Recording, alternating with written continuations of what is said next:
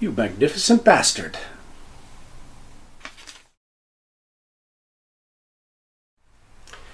Alright, so I wanted to do a side-by-side comparison review of two Cold Steel longswords. And also address, well, it's probably not really a mystery, as to where they're made. I've already acquired a number of Cold Steel European-style swords that were made in India, and you might have seen the reviews on those. So you know they've been of, shall we say, variable quality. Kind of like windlass steelcraft swords, also made in India. And that variation ranges from, well, disappointing to good with potential to be much better, so yeah, I'm working on those, to impressive out of the box, but I never know what I'm going to get when I buy one. Now, I put off buying a longsword for quite a while. That doesn't make a lot of sense if you consider that for decades I've studied, well, two-handed swords, the Japanese sword as well as the two-handed Chinese gen. You'd think there'd be some really easy transition, and yes, there is. I'll make a video on that later. Also, spoiler alert, I'm really enjoying studying longsword. But I didn't do it based on what I know about my practice habits. I tend to practice more frequently anytime I can grab that extra 5, 10, 15, 20 minutes in my day to get up and practice, well, any of my arts. And a lot of that lately, with my PT focus, has been picking up a sword. So that means using it inside. And I don't have a lot of room inside. So the idea of a really long blade, yeah, it just didn't sound effective. And the fact is, it isn't. I did pick the Cold Steel Italian Longsword first. Now, this was based on some recommendations I got from HEMA channels and HEMA forums, entry-level longswords that are also known as really good entry-level cutters. The Italian longsword and the hand-and-a-half sword.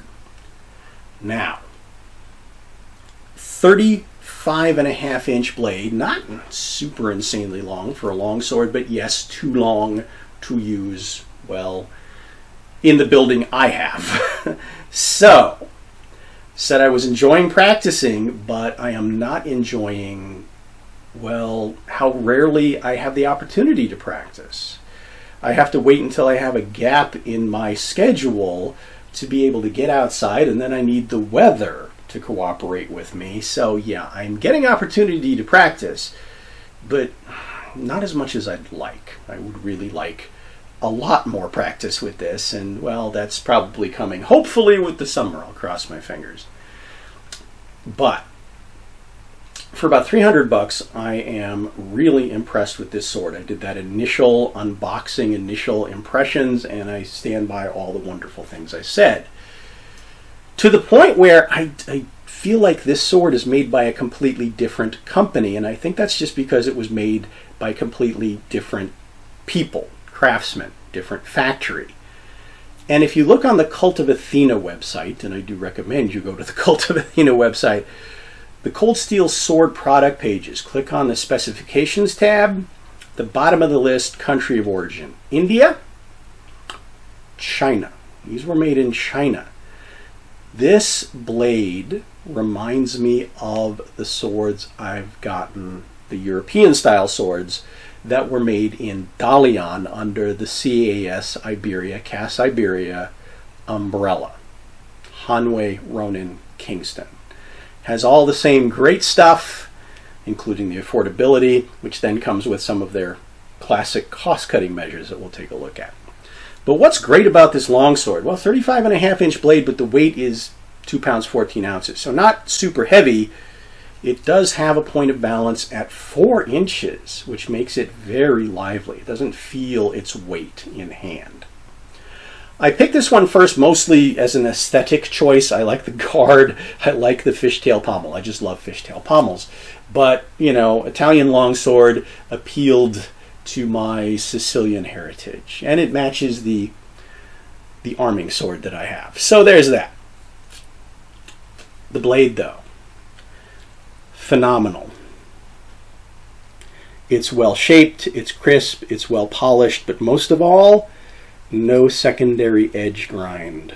It is an even single plane down to a 20 to 25 degree razor sharp edge, full length both sides. So good cutter, yeah, it's a scalpel.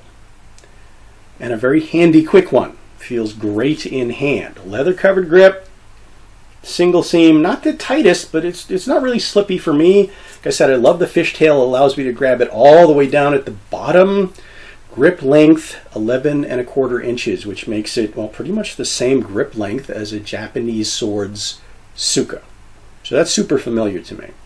Now, one of the cost-cutting measures is I found the similar swords that I've gotten from Ronin, Kingston, and those guys, sharp edges on the guards, and it's the same here. Had to round them off because, you know, I have delicate fingers.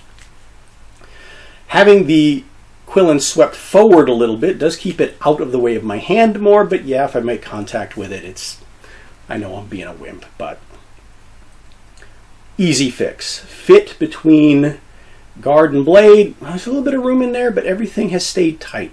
The Cold Steels do have a reputation for loose guards, but it is a threaded construction, which means you could take it apart and potentially adjust it or upgrade it. So that's a nice touch. But like I said, phenomenal blade, too long for me to practice with in the building. So I don't get to use this as much as I would like to. So here I am thinking, well, what if I can get a sword built like this, feels like this, but shorter? Well, that would be the 1.5 hand,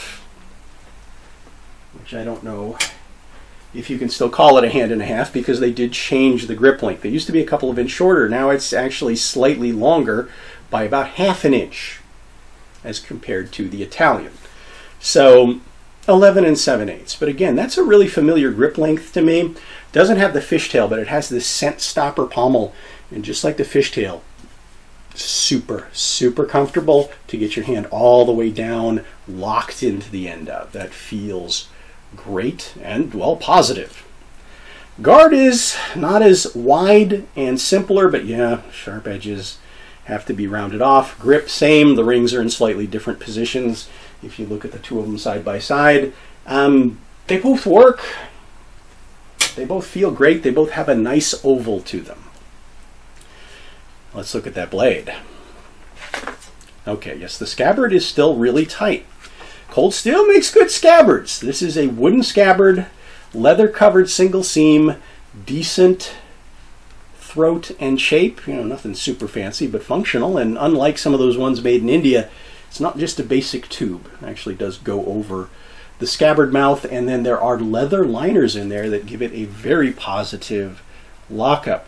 Now, right now, it's super snug, but mostly that's towards the base of the blade. So once I get it unsealed, it draws pretty quickly, and it's probably going to break in. So scabbard, good. But like I said, I kind of expect that. Blade, though, same level of excellence.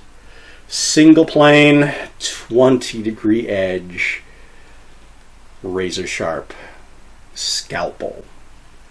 Cuts like a dream, effortlessly. What about the specs? Surprisingly, a little heavier.